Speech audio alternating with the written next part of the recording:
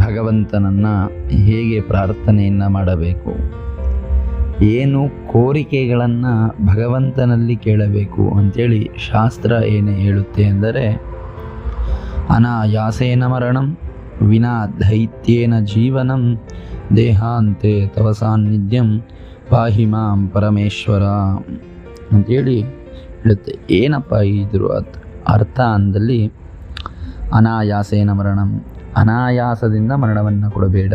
ಅನಾಯಾಸವೆಂದರೆ ಅನಾರೋಗ್ಯವನ್ನು ಬಂದು ಆಸ್ಪತ್ರೆಯಲ್ಲಿ ಚಿಕಿತ್ಸೆಯನ್ನು ಪಡೀಬೇಕಂತಹ ಪರಿಸ್ಥಿತಿ, ಆತ್ಮಹತ್ಯೆ ಮಾಡಿಕೊಳ್ಳುವಂತಹ ಪರಿಸ್ಥಿತಿ, ಇಂತಹ ಪರಿಸ್ಥಿತಿಗಳು ನನಗೆ ಕೊಡಬೇಡ, ಇಂಥ ಮರಣವನ್ನು ನನಗೆ ಕೊಡಬೇಡ.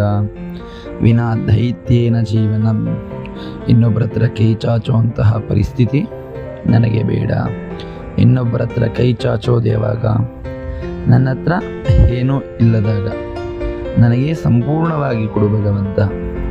ದೇಹಾಂತೆ ತವ ಸಾನ್ನಿಧ್ಯಂ, ಈ ದೇಹದ ಅಂತ್ಯದಲ್ಲಿ ನಿನ್ನ ಒಂದು ಸಾನ್ನಿಧ್ಯವನ್ನು ಸೇರಿಸ್ಕೊ, ಅಂದರೆ ಮೋಕ್ಷ ಕೈಲಾಸವನ್ನು ನನಗೆ ಪ್ರಸಾದವಾಗಿ ಕೊಡು ಭಗವಂತ ಅಂಥೇಳಿ ಈ 3 ಕೋರಿಕೆಗಳನ್ನು ಭಗವಂತನಲ್ಲಿ ಪ್ರಾರ್ಥನೆಯನ್ನು ಮಾಡಿಕೊಳ್ಳಿ. ಧರ್ಮೋ ರಕ್ಷತಿ ರಕ್ಷಿತಃ.